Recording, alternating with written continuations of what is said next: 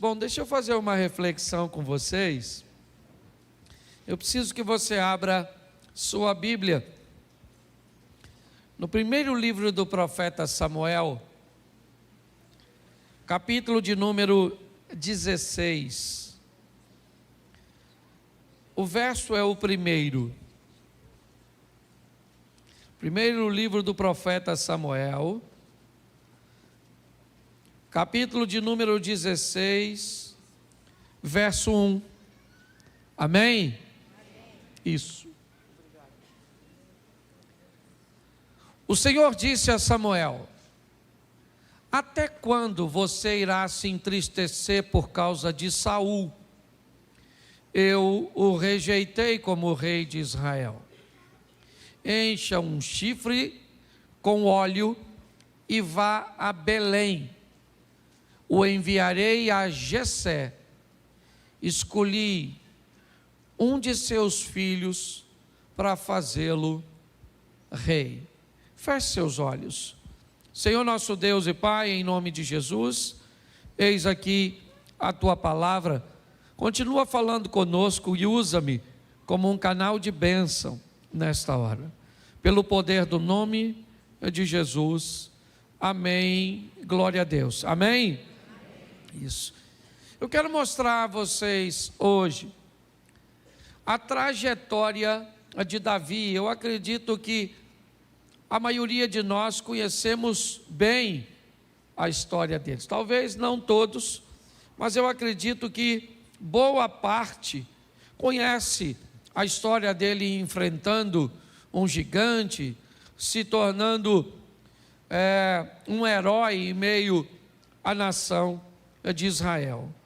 Mas, quando nós vamos olhar um pouquinho mais de perto, talvez tenha passado despercebido algumas coisas que eu acho que vale a pena observarmos. O rei no momento era Saul, o primeiro rei de Israel. Havia uma transição do período dos juízes e havia transicionado para uma monarquia. Israel nunca tinha provado, e ninguém sabia em Israel, a não ser com exemplos estrangeiros, o que era ser um monarca, como ele deveria se comportar, como uma monarquia ia sobreviver, como seriam os seus impostos. Observando a vida das nações vizinhas, Israel começa a se interessar por também ter um rei. E foi pautado nesse ambiente que Deus instrui Saul a ungir, ou instrui Samuel a ungir Saul como o primeiro rei de Israel. Me parece que não foi um início tão bom assim. Ele não sabia como era ser rei, como se comportar como rei. Havia uma série de restrições no que diz respeito a Saul.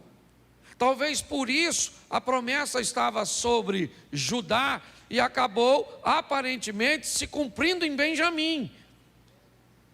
Porque a promessa é que um rei se levantaria, é verdade, ela existia, mas seria da tribo de Judá. E quando Benjamim, ou seja, a tribo de Benjamim acaba vendo um rei vindo dela, parecia alguma coisa muito confusa. Então nós vamos começar a dar uma olhadinha nessa história, porque Deus vai conversar com o mesmo Samuel nas montanhas de Ramá e repreendê-lo e dizer: até quando você vai se compadecer? Até quando você vai ter dó de Saul? Eu não quero Saul mais como rei. Eu já elegi um novo rei para meu povo.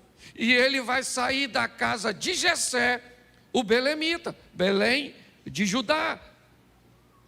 E eu vou fazer dele um novo rei.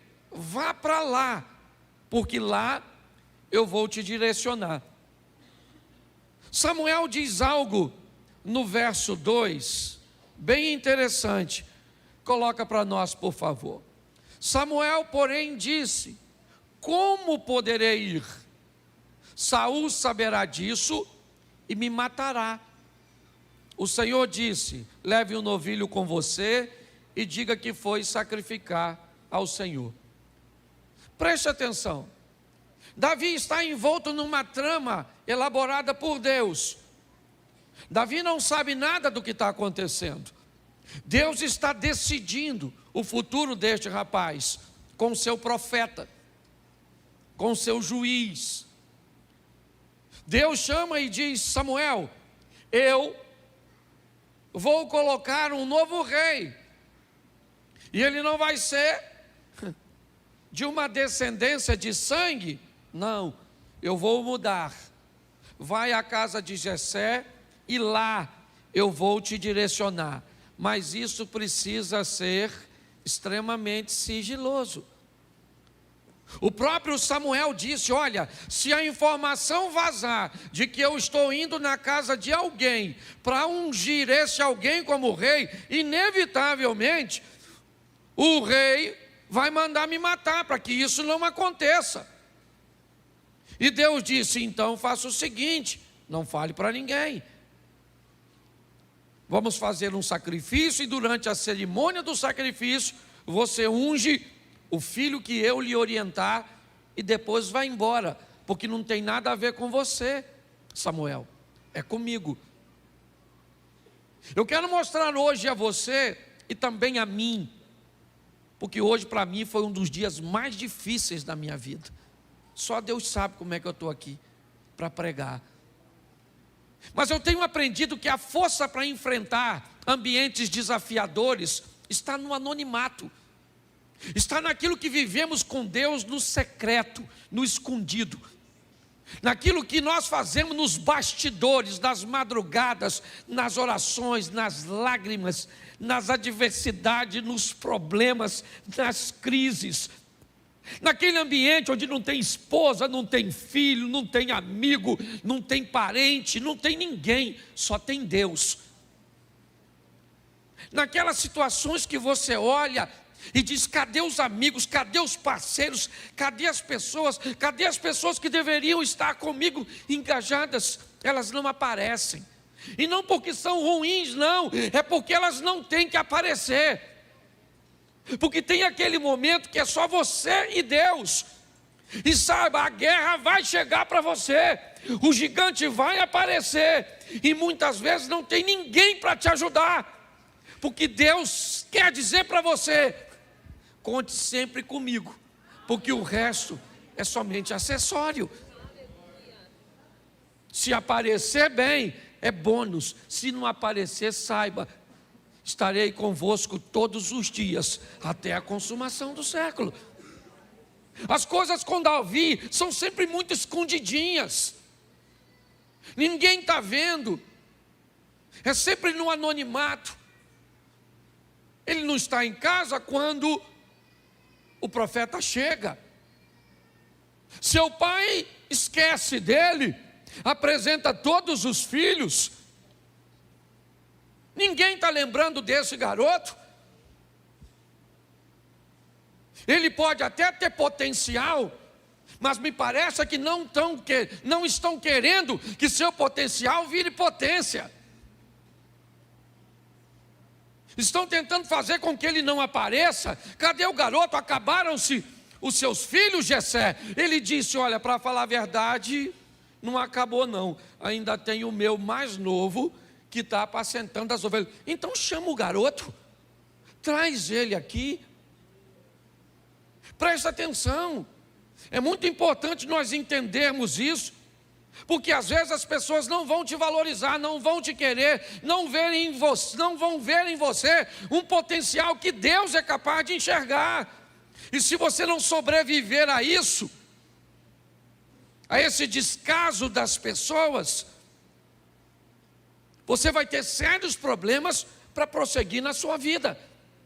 Davi está vivendo isso. Ah, você vai ser ungido, vou, mas ninguém pode saber. É escondidinho. Então no verso 13 do mesmo capítulo 13, me ajuda aí, isso. Samuel apanhou o chifre cheio de óleo e ungiu na presença de seus irmãos. E a partir daquele dia, o Espírito do Senhor se apoderou de Davi e Samuel voltou para Ramá. Quem foi que se apoderou dele? O Espírito do... E o que aconteceu com ele? Depois disso, repita comigo: nada. Fala de novo. Fala assim: nada. O cara tem o Espírito de Deus e aconteceu o quê? Nada. Ele volta para apacentar as ovelhinhas dele, ou que nem a dele, é do pai. Lá está ele apacentando as ovelhas, e ele pode ter pensado: mas cara, o profeta foi lá na minha casa e derramou o óleo na minha cabeça. Quando ele fez isso a última vez? Quando ungiu Saul. Aconteceu a mesma coisa comigo. A diferença é que o cara que veio antes, assim que foi ungido, se tornou rei. E eu fui ungido para quê? Para apacentar a ovelha. Você foi... Dava nem para falar para os outros. O cara me ungiu para quê, cara? Você vai ser o quê? Ele falou: não sei. Ele só derramou o óleo e vazou. Não me deu satisfação. E Deus falou com Samuel: unge e vai embora, deixa comigo. Mas quando vai acontecer? Não interessa, isso é entre mim e Davi. E acabou. Seria muito legal se todas as coisas acontecessem segundo as nossas expectativas. Mas nem sempre é assim. Muitas vezes o que nos reserva é um anonimato. É ficarmos muitas vezes escondidos, onde Deus, me parece, está preparando alguma coisa, o caminho, um ambiente, para que num determinado momento Ele nos faça aparecer, nos dê um nível de reconhecimento para enfrentarmos as nossas batalhas e vencermos.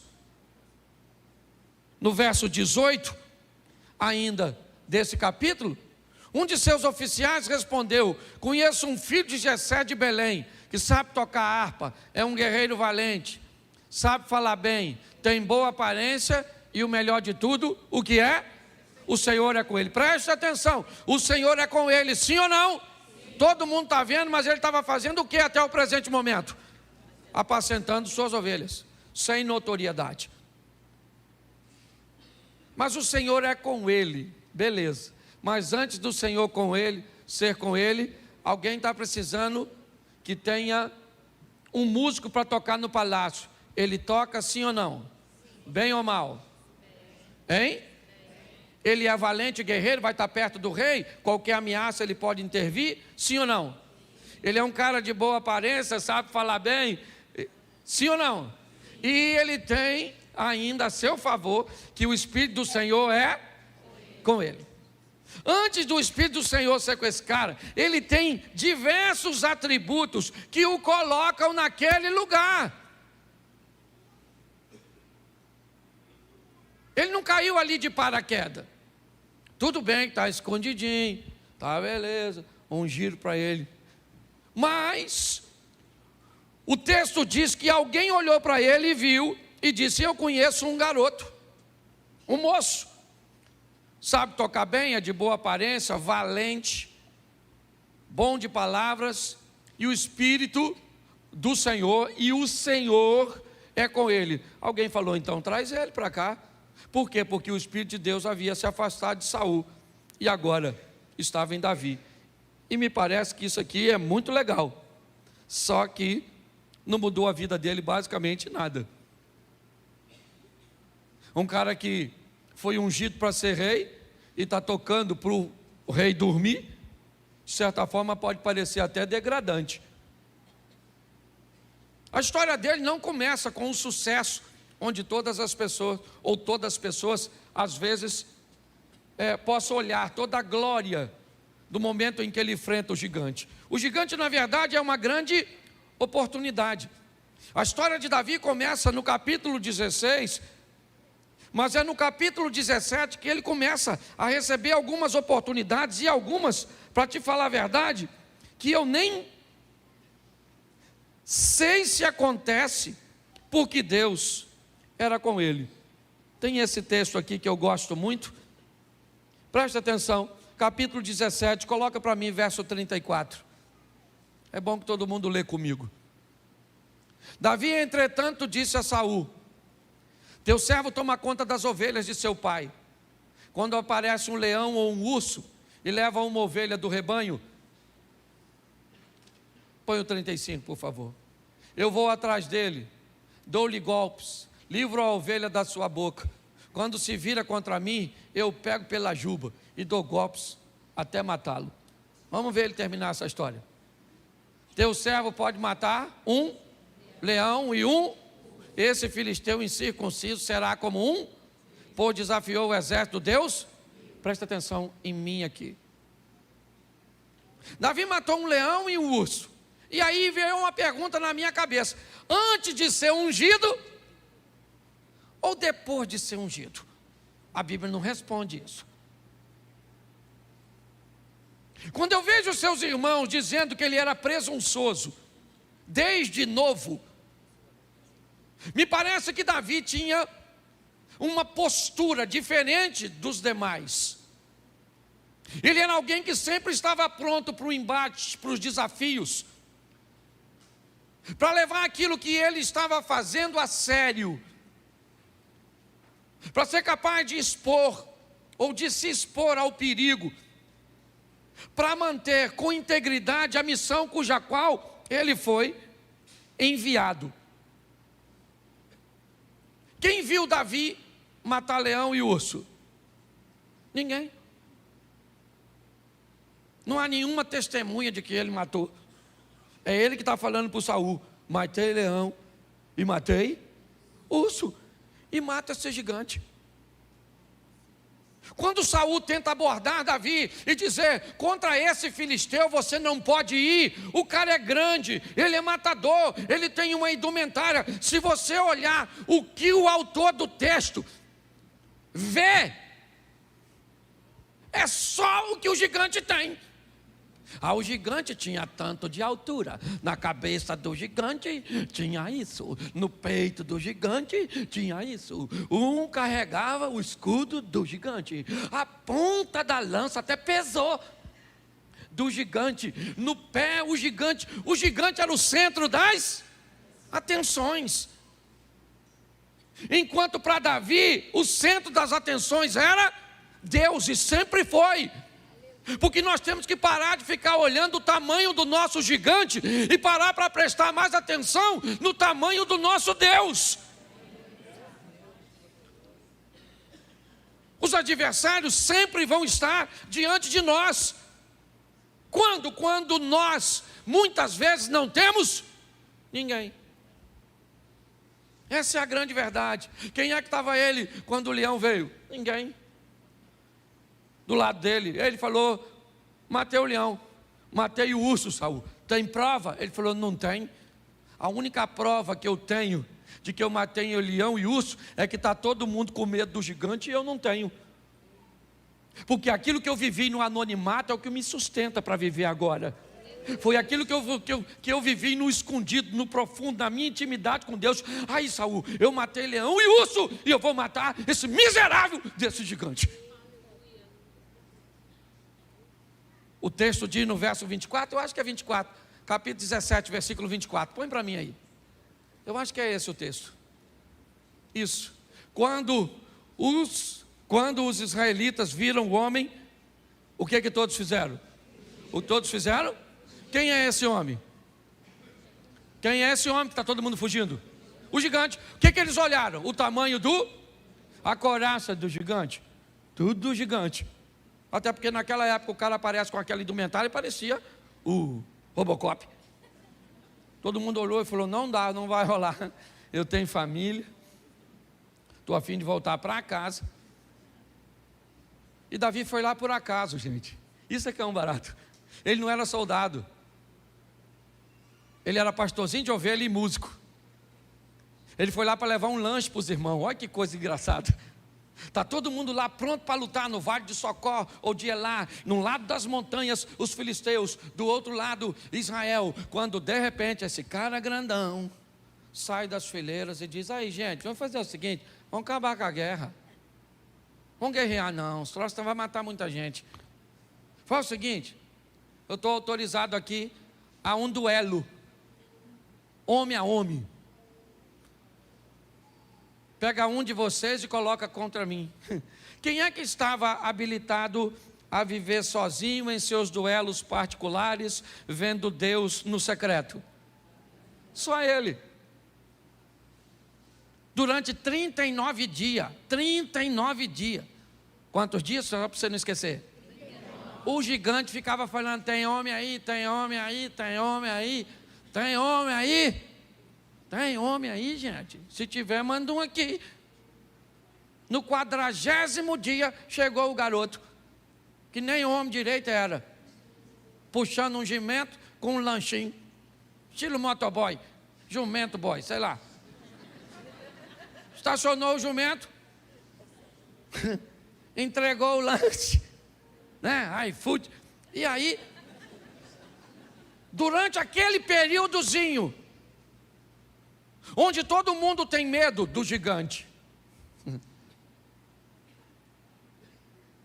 Davi escutou o gigante desafiar. E o gigante perguntou no 40º dia: tem algum homem aí? Davi falou: chegou.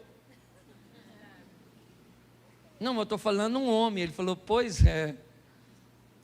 Para Deus, o homem não precisa de tamanho, não precisa de dinheiro, não precisa de carro. Não estou falando que nada disso não é importante. Para Deus, um homem precisa de um coração que o reconheça como alguém que está sobre todas as coisas. Eu não sei o que você está enfrentando hoje, mas eu sei que tem hora que parece que não vai rolar. Uma das coisas que mais me marcou nesses dias, eu acho até que eu ia pedir oração aqui pela família onde um irmão nosso tirou a vida. Sozinho, me deu uma tristeza tão grande. Porque quando você está só, eu acho que a maior solidão é quando você está no meio de muita gente e ninguém te entende, ninguém te compreende, ninguém não está nem aí porque você está. Enquanto você perde o sono, aquelas pessoas que te amam estão dormindo. Davi me mostra uma experiência, sabe? Ninguém entende ele. O irmão diz para ele: ó rapaz, volta, seu pretensioso, vai apacentar as ovelhinhas. Com quem você deixou as ovelhas do papai? Ele falou: o que que eu fiz? Saul disse: você não pode enfrentá-lo. Os filisteus dizem: Golias vai matá-lo. Israel disse: Davi não dá conta. Tinha que ser alguém mais forte, mais poderoso, mais alto. Golias tem mais de 2 metros. Golias está totalmente protegido. Davi não tem na sua mão material bélico para derrubá-lo. Pois é, mas ele tem uma coisa que descobriu no anonimato, porque é nas madrugadas, é nos nossos momentos íntimos que conseguimos força em Deus para enfrentarmos os leões, ursos e gigantes dos campos de batalha. Mas ele foi ungido, mas não sentiu nada, não viveu nada. Porque muitas vezes, meus irmãos, aprendam uma coisa com a palavra de Deus. Deus vai estar presente na sua vida e às vezes você nem sente. Deus vai estar te usando e você nem sabe que Ele está te usando. Quantos de nós já ouvimos uma frase: poxa cara, eu precisava ouvir isso, Deus usou você para falar isso comigo, e você diz: me usou? Eu nem senti. Pois é. Muitas vezes isso é uma grande realidade. O que ele está vivendo ele está diante de uma situação onde todo mundo está com medo, inclusive ele. Davi não é um super-homem, não. Ele é alguém que tem uma experiência com Deus. E é pautado nessa experiência. Tanto é o que ele diz para Saul: não desfaleça o coração de ninguém por causa desse gigante, porque eu vou enfrentá-lo. Porque quem é esse incircunciso filisteu? Se tinha uma coisa que um rapaz de Israel sabia, era o valor da circuncisão. Para um homem de Israel ser circuncidado significava que ele tinha uma aliança com Deus, e isso o tornava extremamente poderoso e em vantagem dos demais. Enquanto a arma e o material bélico estava nas mãos de Golias, a aliança estava nas mãos de Davi. Ezequias disse isso contra Senaqueribe: com ele está o braço de carne, conosco está o Senhor dos exércitos. Mas foi muito anonimato, sabe? Até o presente momento, era no campo de batalha, era sendo ungido na casa, era altamente fechado, escondido. É o que esse cara sempre viveu. Ele mata o gigante, já falei isso aqui, recebe a proposta de ficar rico, não fica, casar com a filha do rei, não casa, não pagar mais impostos, provavelmente continuou pagando. Mas apesar de todas essas coisas, ele nunca se esquivou de suas responsabilidades. Se tinha alguém que conhecia o endereço de Deus, esse alguém era Davi. Vê a maneira cujo qual ele se posicionava, até mesmo depois de cometer um erro. Em suas escolhas ele diz: é melhor estar nas mãos do Senhor do que na dos homens, porque na mão do Senhor a misericórdia. Eu confesso a vocês que eu nunca provei uma solidão tão grande como provei hoje.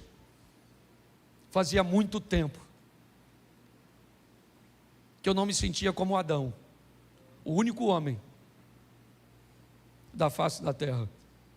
E eu precisava dessa experiência de hoje, porque Davi veio no meu coração e me fez lembrar de como envolto em tantas coisas, com tantas amizades, com tantas pessoas com recursos, com tantas coisas, e olhar e dizer: mais uma vez, um duelo. Foi assim com os meus irmãos, que ninguém acreditava em mim.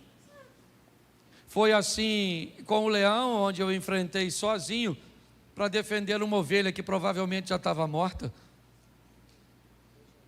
Quando eu enfrentei um urso. E agora o gigante me chama para um duelo. Minha vida é sempre desse jeito. As maiores conquistas precisam ser feitas apenas com o apoio total de Deus. Eu vim de uma viagem a Israel e eu amo passar pelo Egito. A maioria dos amigos que fazem caravana odeiam o Egito. É muito quente. Os hotéis não são lá grandes coisas. E a comida normalmente é horrorosa. E a água você não pode nem tomar, porque dependendo se tomar um suquinho, pode. Pastor, por que você gosta? Por causa da escola do deserto. Porque no deserto você aprende que um ser vivo, na sua maioria, precisa de 3 coisas nessa vida: água, alimento e abrigo. E é por isso que Jesus diz: eu sou a água viva. Lembra? Eu sou o pão e eu sou a porta. Quando você descobre o porquê do deserto, o porquê da dificuldade, o porquê do problema, é porque nós descobrimos que no deserto você descobre que não é simplesmente o que você quer ou o que você precisa, são suas prioridades. E quando assuntos são guerras, sejam elas neste âmbito físico, ou no emocional ou espiritual, nós vamos descobrir que precisamos de Deus o tempo inteiro conosco. senão nós vamos desistir. Não interessa o que você tem, quando a solidão chega, você descobre que o único que vai estar lá te esperando de braços abertos, esse alguém é Deus. Não tinha ninguém, aliás não podia, porque era um duelo, ninguém pode ir, é só Davi e o gigante. E Davi disse: esse incircunciso, sem aliança, não é páreo para o Deus que eu sirvo. Ele é maior que eu, mas não é maior que o meu Deus. Eu não sei o que você está enfrentando hoje, mas provavelmente, nós conversamos essa semana sobre isso, ingratidão.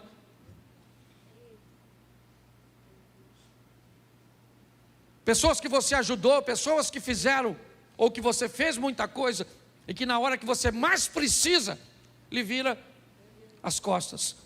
Adversidades que você enfrenta e não aparece ninguém para te ajudar. Um dos últimos que saiu do meu gabinete hoje, me procurou para pagar a dívida de um filho. Ele não tem como pagar. Vão matar o filho dele, se ele não pagar.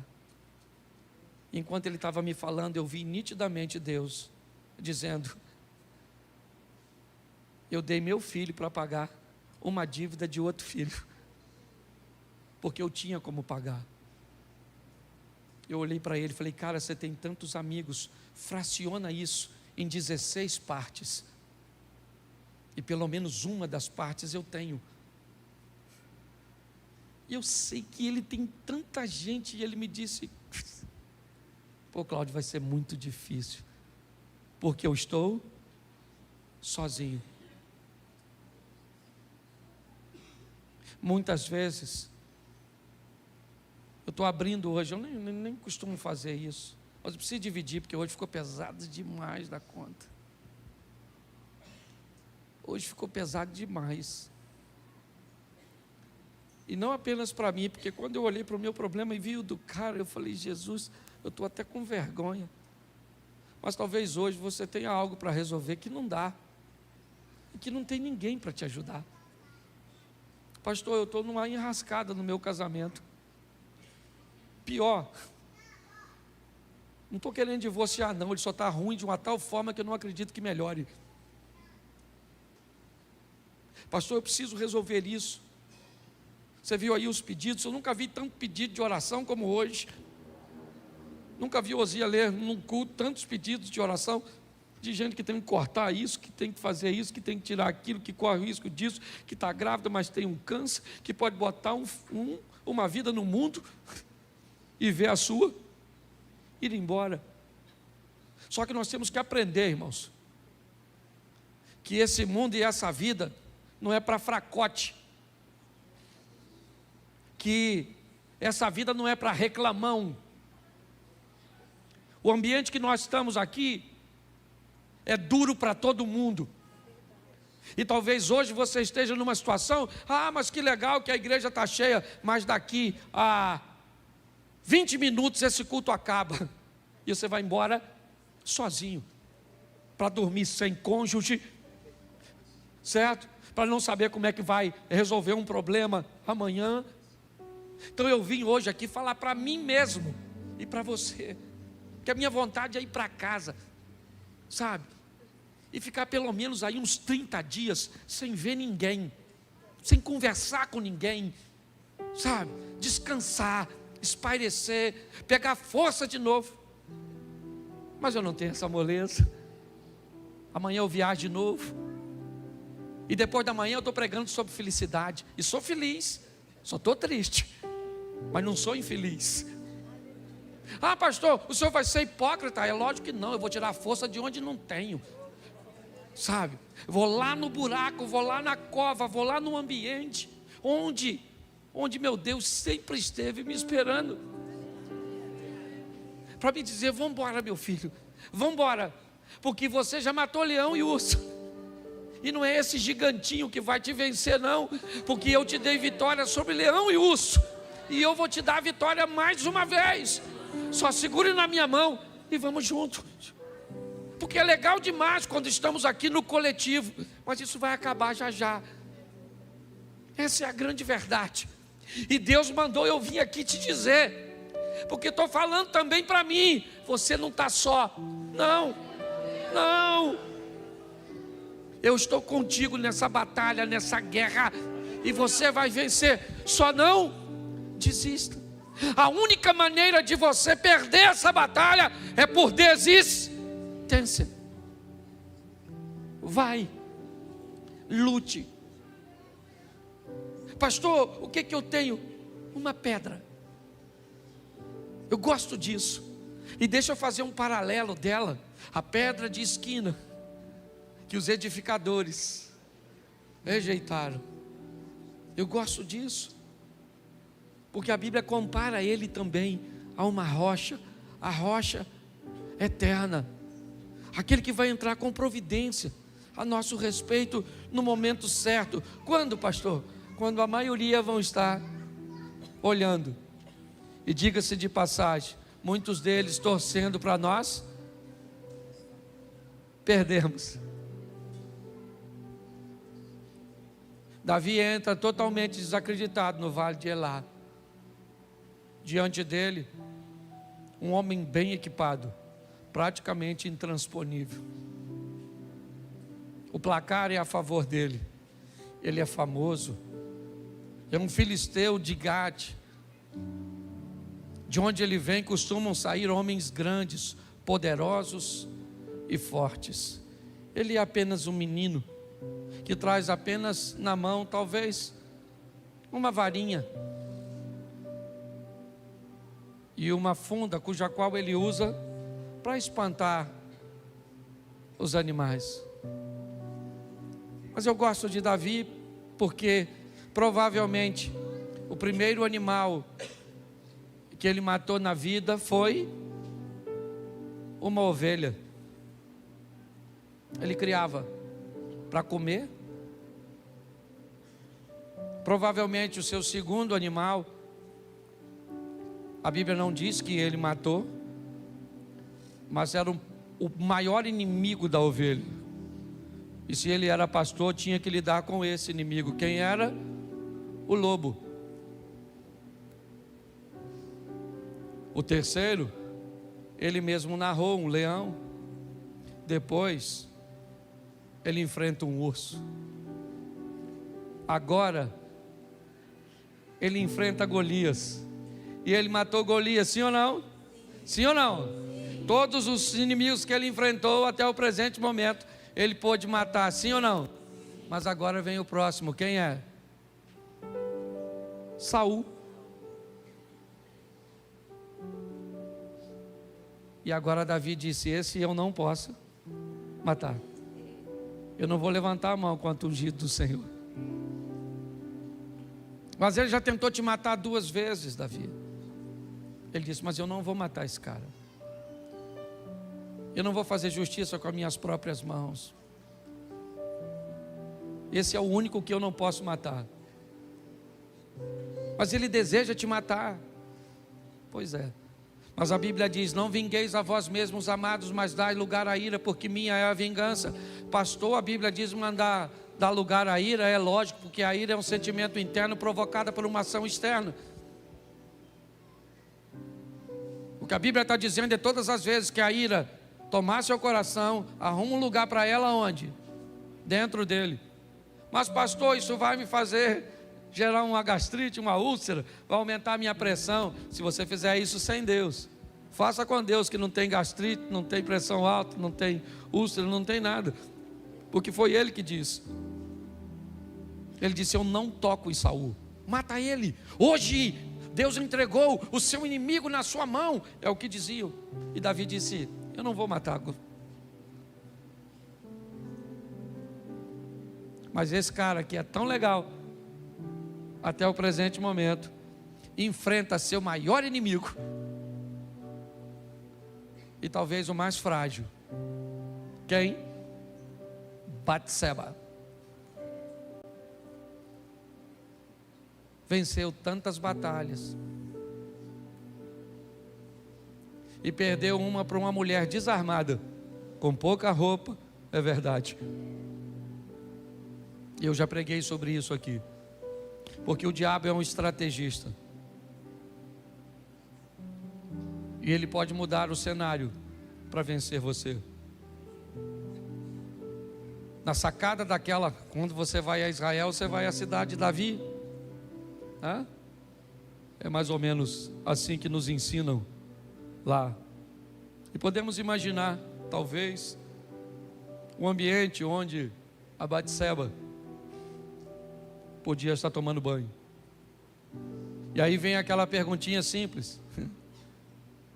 Batseba estava tomando banho nua, porque Davi estava na sacada, ou Davi estava na sacada, porque Batseba, nós nunca vamos saber quem foi lá por causa de quem. Eu só sei que mais uma vez ele ficou sozinho, e sozinho mesmo. Tentaram apedrejá-lo e queriam matar o apedrejador, e ele disse: não, deixa, eu preciso viver o tempo do apedrejamento.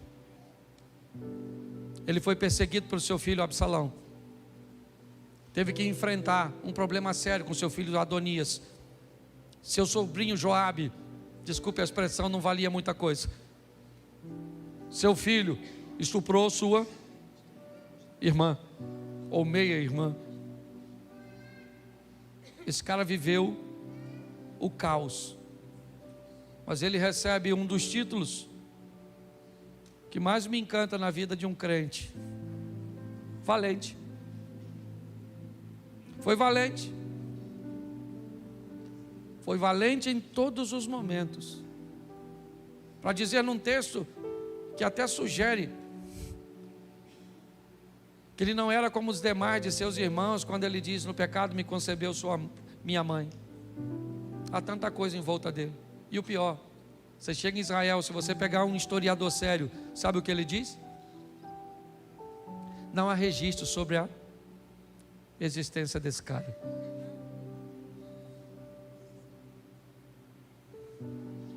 E aí para alguns, pastor, ele existiu ou não? Ele nunca esteve preocupado com isso. Ele esteve preocupado em viver e vencer seus desafios. O culto está acabando e nós vamos para eles. Eles começam pós-culto, ou talvez amanhã de manhã. É uma empresa para administrar, é um casamento para gerir, são filhos para colocar no caminho, são traumas que vivemos na igreja ou fora delas, de gente que nos machucaram, nos feriram. São situações que temos que viver. E segure aí, porque a maioria delas você vai ter que vencer sozinho. É só você e Deus. Mas como Ele está onde sempre esteve, e nele não há mudança nem sombra de variação, é só nós acreditarmos que Ele vai estar lá, porque Ele vai. E quando tudo parecer perdido, você vai olhar para a sua mão e sabe o que ela carrega?